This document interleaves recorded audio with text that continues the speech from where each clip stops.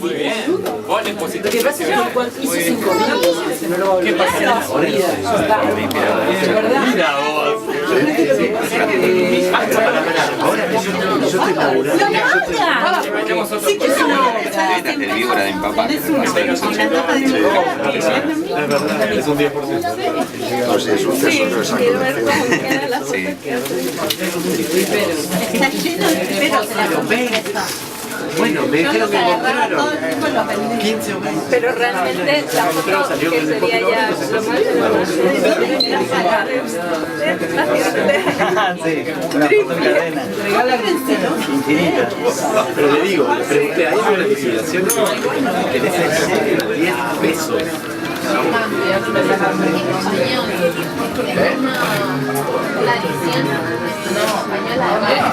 Me equivoqué. En esta época, por lo menos en la primera época, tu personaje que era Gustavo tiene como, se ve como esa influencia del cómic a lo mejor underground yankee que usaba mucho animales o personajes no eran necesariamente humanos. Digo, Gustavo era como un, no sé qué era, era un bicho. Era un bicho. Sí, claro. Bueno, yo empecé a hacer cómics, yo siempre había leído cómics de pequeño. Nunca había pensado en dedicarme a ello. Yo soñaba con hacer dibujos animados cuando era un chaval. Y fue en el momento en que vi los cómics de Robert Crumb y de Gilbert Shelton, todo esto, cuando vi la luz, ¿no? Dije, ostras, esto es lo que yo quiero hacer. Por lo menos en un momento había como una pica o una especie de redondo soda entre Víbora y Cairo, que era como la bandera de la línea clara. Y a veces yo decía, Max, me parece que es más para Cairo que para Víbora por la línea, pero no por la temática a lo mejor. Claro, sí. Sí, yo de hecho estaba con un pie en cada mundo, ¿no? Siempre me ha gustado estar con un pie en cada mundo. Es cierto, yo estuve a punto de entrar en Cairo, porque estaba un poco cansado del Víbora y estuve a punto de pasarme a Cairo, pero en aquel momento echaron al director, que era Joan Navarro. En aquel momento lo echaron y entonces ya la opción quedó abandonada, ¿no? Pero es cierto que en cierto momento yo me hubiera sentido más a gusto quizá estéticamente en el Cairo que en el Víbora. Pero de todos modos en el Víbora, a mí, quiero decir, por supuesto, nunca hubo ningún tipo nunca hubo ningún tipo de restricción para lo que yo hacía en el Víbora, ¿no? O sea, aunque yo era como el más suave, ¿no? En el Víbora, pero no había ningún problema y estaba ahí, todo encajaba. Una vez el Tommy, que muchos años después publicó en el Víbora, me contó la anécdota que Berenguer le pedía que dibuje muchas pijas. Y él decía, ¿por qué? Dice, porque la lógica era porque el franquista reprimido compraba mucho la revista. Y esa era como la anécdota, como que pedía, por lo menos lo que me contó en su momento el Tommy. Eso era ya la época en que el editor hacía de editor, ¿no? No, sucedió una cosa en el Víbora, es que en el cuarto año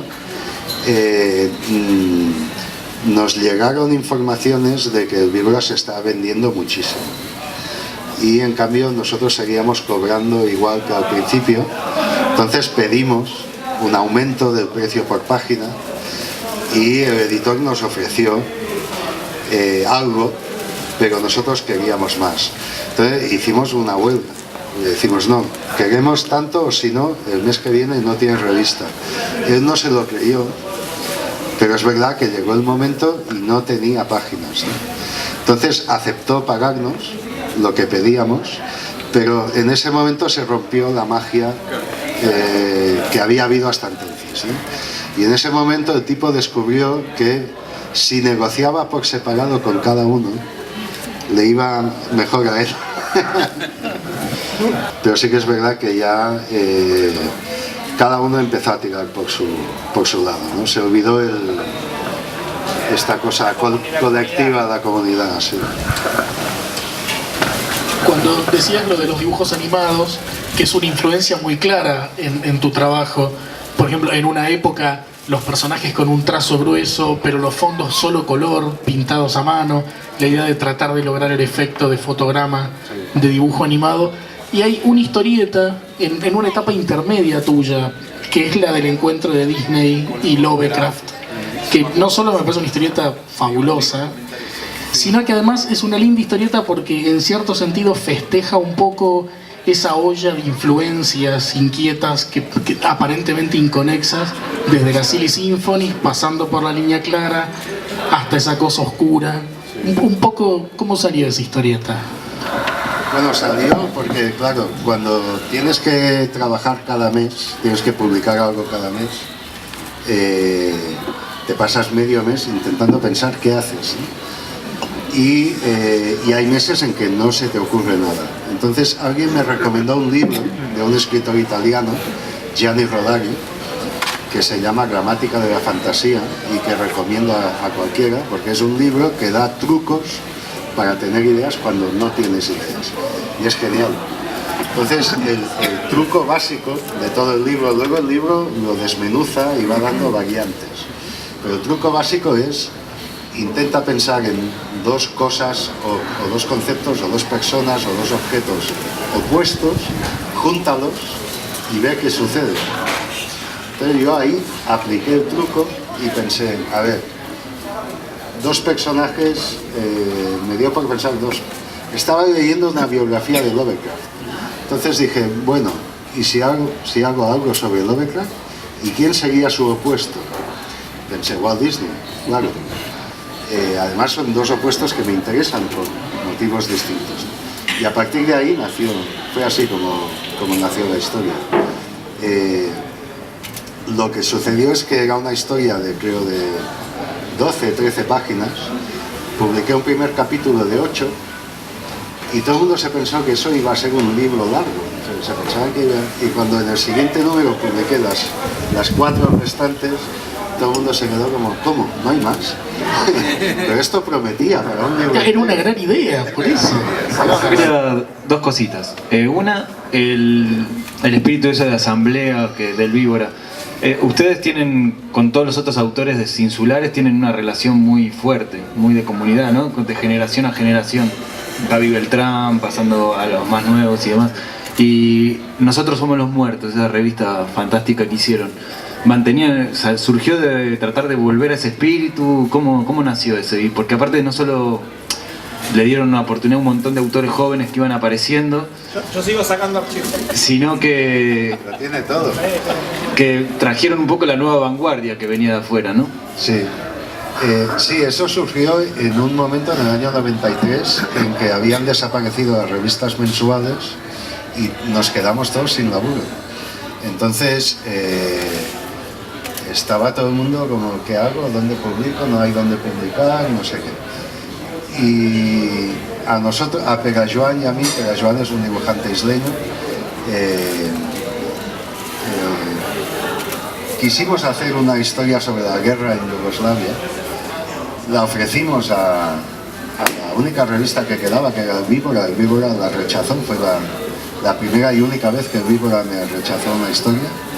Entonces la publicamos en fotocopias y aquello montó ese año en el Salón del Cómic de Barcelona se montó un escándalo, ¿no? El hecho de que dos dibujantes ya bien conocidos en España tuvieran que recurrir de nuevo al fanzine fotocopiado. Y toda la prensa habló de esa historia. Y entonces muchos autores vinieron a decirnos, oye, contad con nosotros si queréis continuar con esta experiencia.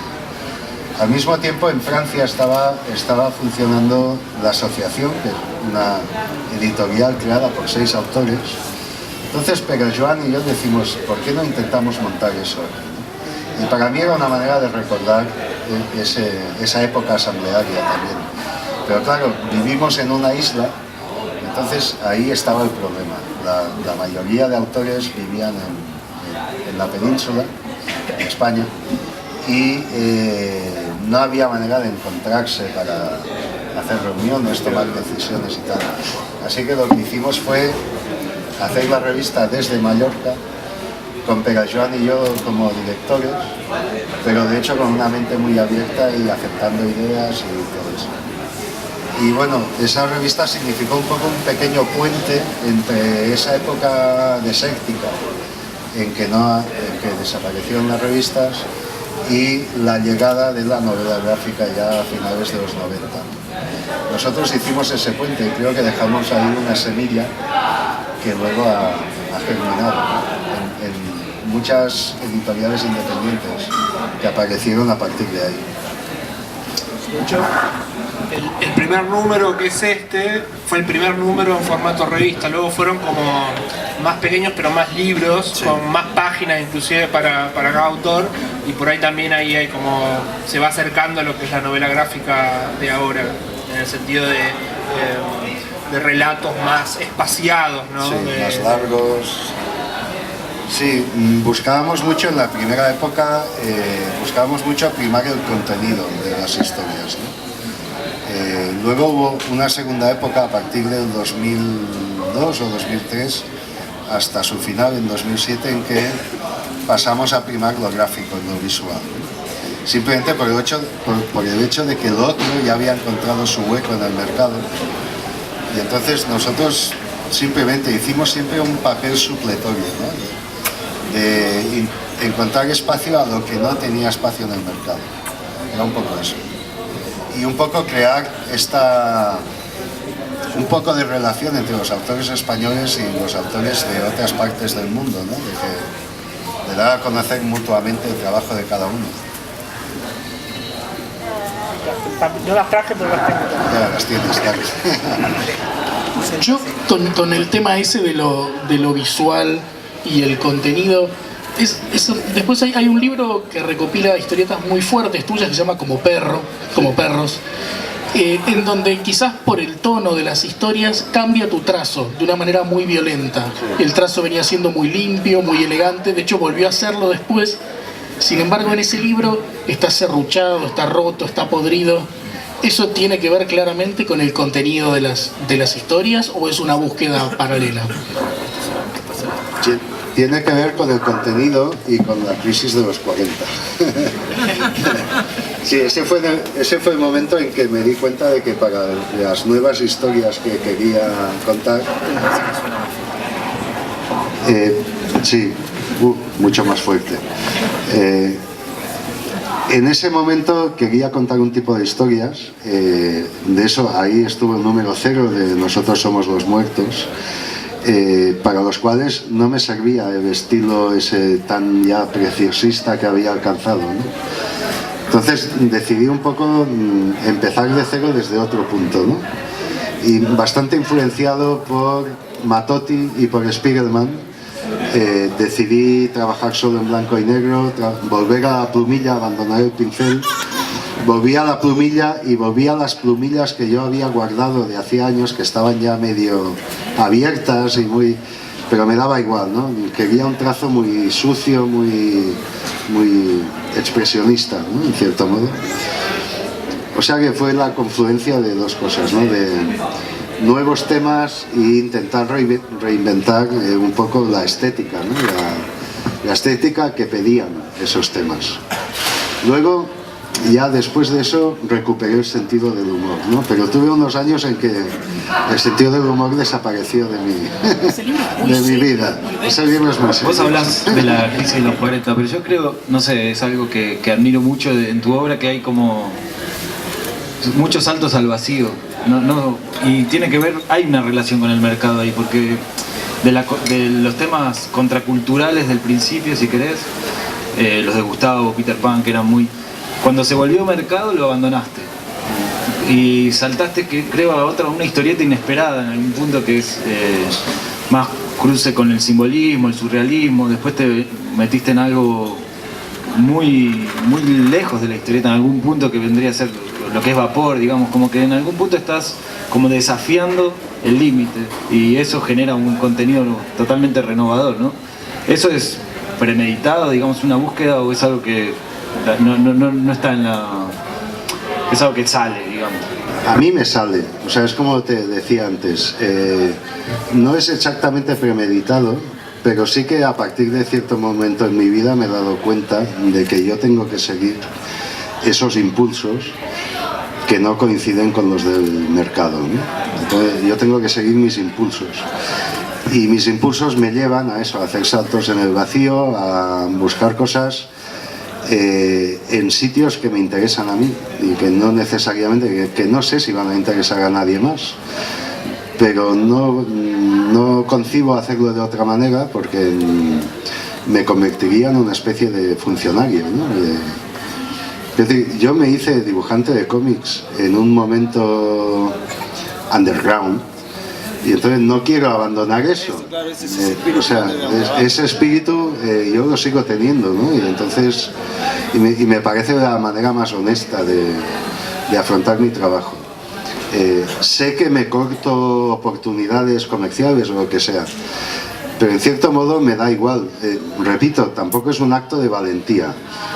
Porque yo paralelamente me he ido labrando una carrera como ilustrador y entonces me gano la vida como ilustrador y entonces ahí eso me deja campo libre totalmente para hacer mis cómics como quiero, cuando quiero y de lo que quiero.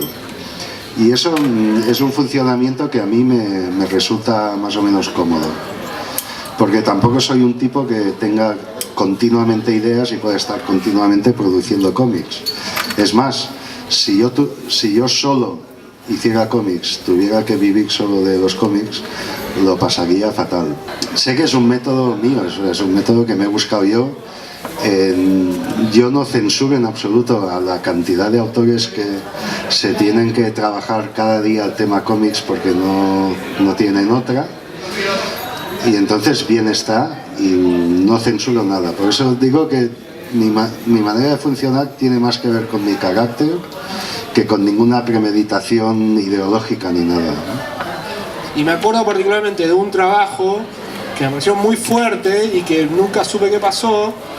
Era un diseño que habías hecho para Barcelona, sí, para el Barcelona Fútbol Club, sí, que era una mascota que era un ojo gigante, sí, y era muy raro para un equipo de fútbol. Era muy raro, muy raro. Sin embargo, está en el Museo del Barcelona, estaban esos dibujos y ese personaje, pero luego no lo volví a ver, o sea que nunca sé qué pasó con eso. Bueno, ahí la historia es que era la mascota del centenario de Barcelona. Entonces iba a ser una mascota por un año solo, ¿vale? Entonces montaron un concurso, un pequeño concurso, solo con 3 autores. Y gané yo con mi personaje que era un balón con un ojo. Era un ojo con unas patitas. Rarísimo. Bueno, gané yo. Un directivo del Barcelona me confesó un día, me dijo, no, es que ganaste tú porque los otros no tenían ni brazos. Estaban muy preocupados con que la mascota pudiera sostener una copa. Y las otras no tenían ni brazos. Pero eso fue culpa de ellos. Y de la proverbial... ¿cómo se dice? La proverbial falta de esplendidez económica de los catalanes, ¿vale? El Barça montó este concurso y pagaban una mierda. Pagaban una mierda. Entonces, como pagaban una mierda, todo el mundo hizo una majarada. Bueno, todo el mundo, los 3, hicimos una majarada, nos daba igual. Y es por eso que salieron esas mascotas tan raras. Es lo que pasa, hay que pagar bien a los autores, si no... Por esa quita que quiere decir. Vos en general sos un autor que trabajaste casi siempre solo, pero hay 2 colaboraciones tuyas muy particulares con otros autores que yo recuerdo. Una es con Pere Joan, que es un dibujante que también tiene una fuerte base de diseño, y la otra con Mike Beltrán, como guionista. ¿Cómo, por qué y cómo? Bueno, con Pere Joan hemos hecho colaboraciones diversas, pero siempre un poco como muy entre hermanos, ¿no? Entonces, ahí no hay más historia que 2 amigos desde adolescentes casi, creciendo juntos como autores y viviendo cerca el uno del otro y con mucha interacción. Con Mike Beltrán, en cambio, yo lo vi como la oportunidad para aprender a escribir historias. Yo básicamente he sido siempre dibujante, entonces toda esa época del Víbora yo me daba cuenta que yo fallaba, donde yo fallaba siempre era con los guiones, ¿sí? Y era consciente de que yo tenía un aprendizaje que hacer como guionista. Y un día Mike Beltrán me ofreció hacer un libro juntos, haciéndolo de guionista. Entonces yo le dije, genial, porque sabía que Mike es dibujante también, pero yo sabía lo buen guionista que es. Le dije, vale, genial, digo, pero quiero que hagamos los guiones, no juntos, que los hagas tú, pero yo voy a estar sentado a tu lado viendo cómo coño lo haces, ¿no? Y fue así, y aceptó, y fue en ese momento cuando yo realmente aprendí la manera de, no el guión, yo ideas siempre había tenido, era cómo convertirlas en lo visual, ¿no? Era la conversión visual de las ideas, y eso lo aprendí a su lado. Mike se tenía aprendidos de memoria todos los álbumes de Tintín y todas las películas de Hitchcock, y con eso lo sabía todo sobre cómo hacer guiones, ¿no? Y yo lo aprendí con él. Volviendo a Vapor, leyéndolo yo encontré una influencia bastante notoria de Simón del Desierto, de Buñuel. Sí. No sé si tú fuiste consciente mientras lo hacías de eso, o si fue posterior, en donde pudiste encontrar quizá algún paralelismo con eso. Y le quería enmarcar esta pregunta con otra, que es si el cine para ti también es una influencia, y de ser así, ¿qué autores, qué cineastas? Bueno, yo había visto Simón del Desierto un par de veces hacía años. Cuando empecé a hacer Vapor era muy consciente que estaba tocando un tema, el tema de esa película de Buñuel. No quise volver a verla para que no me reventara la cabeza. Entonces, de hecho, básicamente el libro, Vapor, el libro, está inspirado en el libro de Flaubert, Las tentaciones de San Antonio. Y esa es la única influencia, digamos, temática admitible, ¿no? Por supuesto que en mi subconsciente debía estar ahí la peli de Buñuel también ejerciendo su poder de fascinación, ¿no? Pero ya digo que no quise volver a verla para que no me abrumara, ¿no? Pero es cierto que Buñuel es una influencia muy grande ya no digo en mi trabajo, en mi pensamiento, ¿no? Me parece uno de los cineastas más geniales, ¿no? Y más influencias de cine son todas antiguas, quiero decir, todas del cine expresionista alemán, películas clásicas, ¿no? Yo creo que las últimas influencias ya pueden ser de gente como Kubrick o así, pero ya más reciente, yo no veo mucho cine, la verdad es que no veo mucho. Me gusta David Lynch, me gustan cosas así, ¿no? Pero tampoco los sigo demasiado, ¿no? Así que influencias sí que hay, pero son de filmoteca, realmente, ¿no? Ahí hay una pregunta. Me atrae mucho hacer historietas sin palabras. Y de hecho he hecho historietas cortas, sin palabras. De hecho, después de Vapor, el proyecto que me da vueltas en la cabeza es un libro sin ninguna palabra, sin palabras. Pero claro, es mucho desafío, ¿no? Es mucho desafío, además, dibujando, todavía más, ¿no? Y más si lo que tienes en mente es una historia larga y compleja. No sé si lo haré, no, pero es lo que tengo en la cabeza que me está... Sí, es el proyecto que me está dando vueltas. Y un detalle, volviendo a lo que es la historieta con diálogos, una cosa que por ahí uno no se da, yo por lo menos me fijo mucho en los dibujantes, es cómo rotulan. Y creo que los tuyos son de las letras más prolijas y mejor rotuladas de la historieta. Que no todos los dibujantes, digamos, de hecho muchos tercerizan esa parte, y sin embargo un globo de los tuyos es claramente con una prolijidad y una tipografía casi... Sí. ¿Qué iba a decir perfecta? Pero pongo presión. Por eso no más diálogo, ¿no?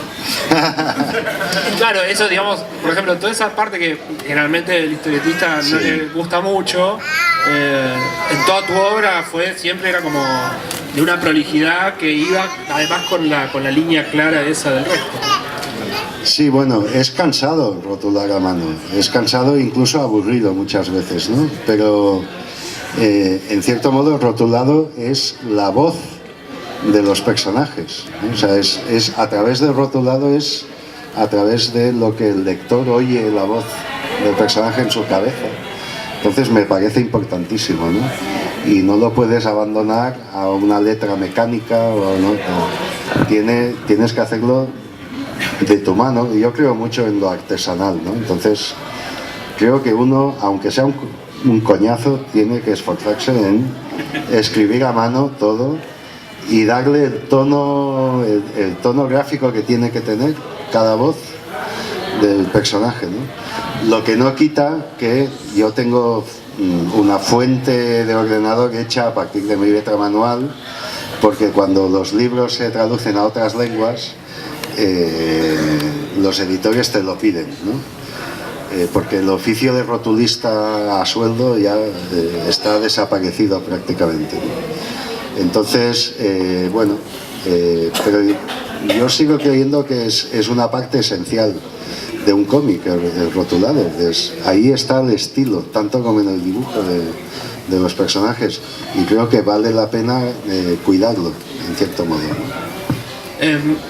Respecto a eso me acuerdo, por ejemplo, Peter Pan, el primer libro de Peter Pan, que era bicolor, aquí se publicó en Fierro.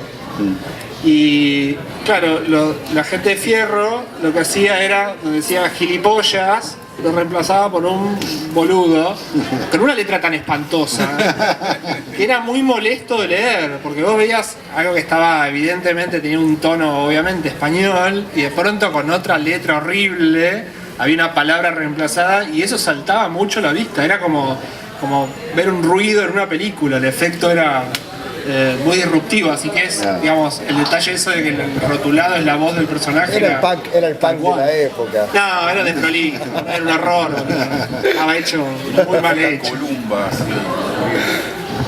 Yo tengo muy mala memoria, pero sé que no me acuerdo qué libro ilustraste, un libro de filosofía que hiciste como una historieta. ¿Eso fue antes de meterte para este lado o fue algo que te ayudó a empujar este camino, digamos? Porque era yo tuve la suerte de ver algunos y Me ayudó. Tiene mucho que ver con esto nuevo que estás haciendo, ¿no? Sí. Mezclar un poco la historieta con la filosofía o con... Bueno, sí, me ayudó mucho porque acepté hacer una colección de filosofía. He hecho 9 libros de filosofía con una filósofa valenciana, y claro, el desafío fue hacerlo en historieta, ¿no? Digamos que los libros tienen, cada libro es un tema según lo ve un filósofo, ¿no?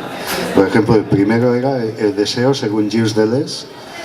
Entonces la filósofa escribe una explicación de cómo es la filosofía de Deleuze respecto a ese tema, y luego hay unas citas literales de Deleuze que son las que yo tengo que ilustrar.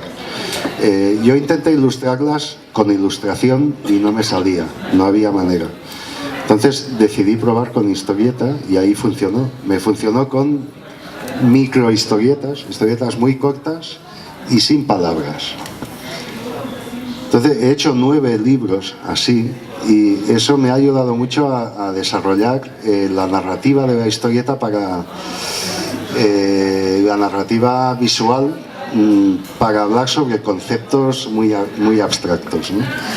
Eso lo empecé en el año 2000, así que ha coincidido un poco con Bardín y con Vapor durante todo este tiempo, ¿no? Hemos estado haciendo un libro, no uno cada año, pero uno cada año y medio o algo así. Llevamos 9 y sí, ha sido decisivo. También porque fue mi ocasión para aprender algo de filosofía. Yo empecé esto sin haber leído jamás nada de filosofía, ¿no? Entonces tuve la suerte de que la autora me daba clases particulares para cada libro. Nos contábamos un fin de semana y me contaba todo de Deleuze y era maravilloso, o sea, un lujo total. Y en Vapor hablamos de eso, ¿no? Como que es un escenario donde el lector está mirando cómo entra y sale el personaje, cómo se mueve. ¿Qué hay ahí, digamos? ¿Qué vos lo buscaste, digamos? ¿Buscaste ese enfoque? ¿Por qué? Bueno, Vapor tiene un origen visual o primario, mucho antes del tema, mucho antes de Flaubert, que es un autor americano del año 1910, bueno, un inglés que vivía en Nueva York, que hizo 17 tiras, solo 17 tiras en el New York Herald, digamos que coetáneo del Little Nemo. Se llama Herbert Crowley. Solo publicó eso de cómic. Entonces yo eso lo vi en un libro y me fascinó mucho porque era una cosa que era como un anticómic, ¿no? O sea, eran viñetas panorámicas con los textos abajo, textos como de nonsense, escritos abajo, y personajes absolutamente casi inmóviles, ¿no? Todo muy extraño. Pero a mí me recordó mucho los cuadros de Giorgio de Chirico, del cual soy muy fan, pero que Giorgio de Chirico los pintó 2 años después de que este tipo hiciera esto, ¿no? O sea, este tipo era como un adelantado, no exactamente del cómic, sí del arte en general. A mí me fascinó esta cosa visual y todo era esta visión como tiene un espectador de teatro, ¿no? Como un escenario fijo donde los personajes entran y salen y se mueven así siempre horizontalmente, ¿no? Y eso me fascinó tanto visualmente que casi sin querer es lo que apliqué en Vapor, ¿no? Vapor me daba para eso porque todo sucede en un desierto, entonces en un desierto, el desierto es puro teatro, ¿no? Hay un horizonte al fondo y todo lo demás es escenario. Entonces me salió así. Pero me di cuenta de que eso era muy teatral y de que funcionaba muy bien para el lector.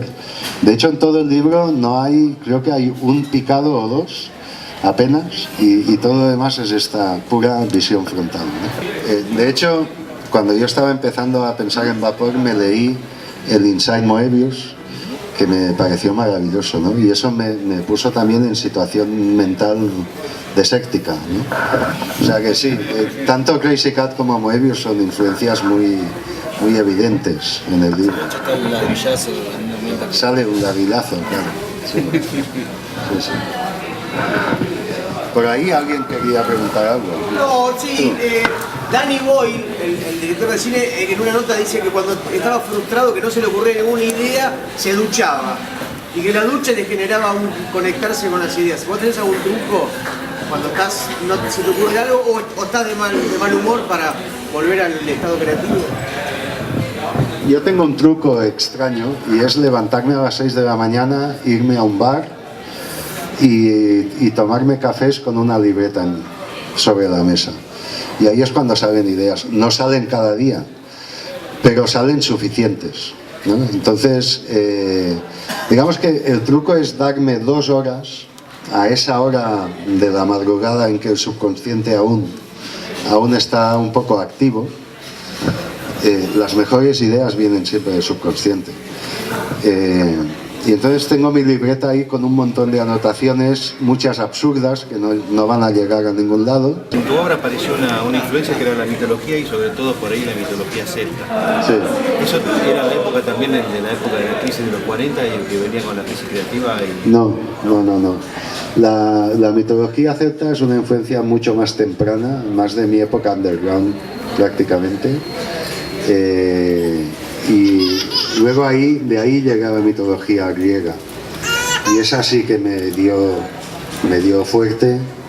De ahí he extraído muchas ideas, muchos temas, muchas cosas, y esa sí que en esa época de crisis hice un libro sobre Orfeo en esa época, ¿no? Orficas. Sí, y me sigue acompañando, quiero decir, la mitología griega es ahí como una fuente inagotable de temas, de ideas, porque ahí está todo, quiero decir. Y no solo yo, todos estamos continuamente revisando lo que ya estaba allí, ¿no? Creo que, vaya, yo es de las pocas certezas que he ido adquiriendo con los años, es esta, ¿no? Es que el humor es imprescindible. No puedo explicarlo más, creo que todos lo entendéis. Lo que sí me fascina es ese proceso de fascinación que todos los humanos tenemos hacia la narrativa, ¿no? Hacia que alguien nos cuente una historia, ya sea en cómic, en cine, en literatura, oralmente, en música, en todo, ¿no? O sea, es realmente, yo creo que es de las cosas que más puede uno apreciar en la vida, ¿no?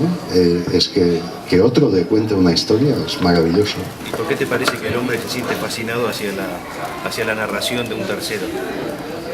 ¿Por qué el hecho de escuchar a alguien hablar y contar algo puede ser tan fascinante para el hombre como raza, digamos? No lo sé, es un misterio, pero es un hecho, ¿no? Es un hecho. Es tan fascinante como el amor, ¿no? Que es otra cosa que es un misterio y del que no sabemos nada, pero sabemos que sucede y que es maravilloso, ¿no? Entonces, esto es lo mismo, ¿no? Hay dos o tres cosas bonitas en la vida y son estas dos y otra a elegir. Bueno, sí, lo que estoy haciendo en el país me tiene entusiasmado porque es como después de muchos años la ocasión de volver a hacer historietas cortas de una manera regular. Creo además que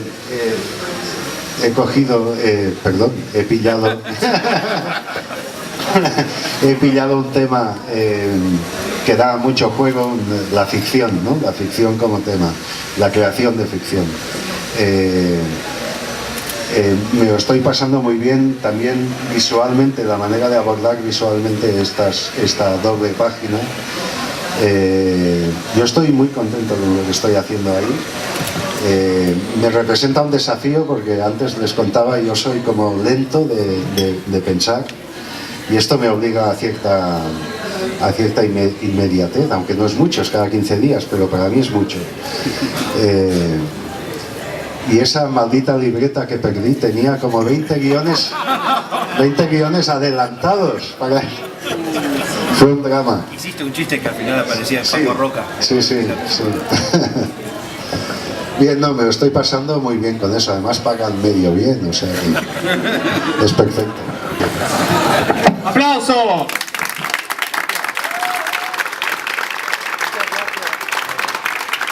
Gracias aquí a mis colegas, ¿no? Por supuesto a Fercami, a Faguías y al Niño Rodríguez. Muchas gracias. Gracias a ustedes.